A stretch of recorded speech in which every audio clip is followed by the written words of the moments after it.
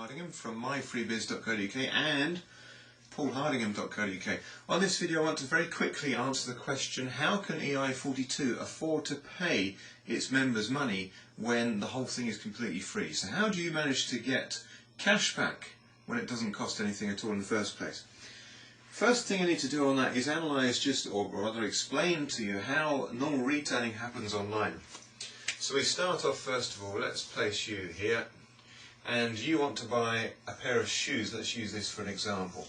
And there are thousands of retailers you could go to. Let's label them R for retail.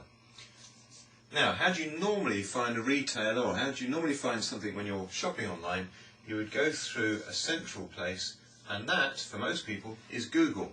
So what you do, you go and Google your particular shoes you're wanting. Google will give you a range of answers, suppliers to go to. You'll try different suppliers, you'll go there, not buy anything. You'll go there and think, hang on, these are the shoes I want. And you'll buy them. Now this retailer knows that you've come from Google. There's some tracking that says you came from Google. So what this retailer does is pay Google and says, thank you very much for sending me that customer.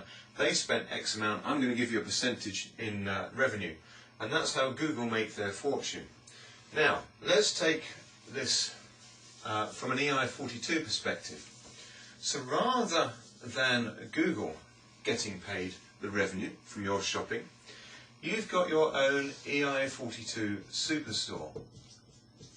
And in there's thousands of retailers. So you want to buy your shoes again, you would go to your personal ei42 superstore and you would type in your search for your shoes or a particular retailer.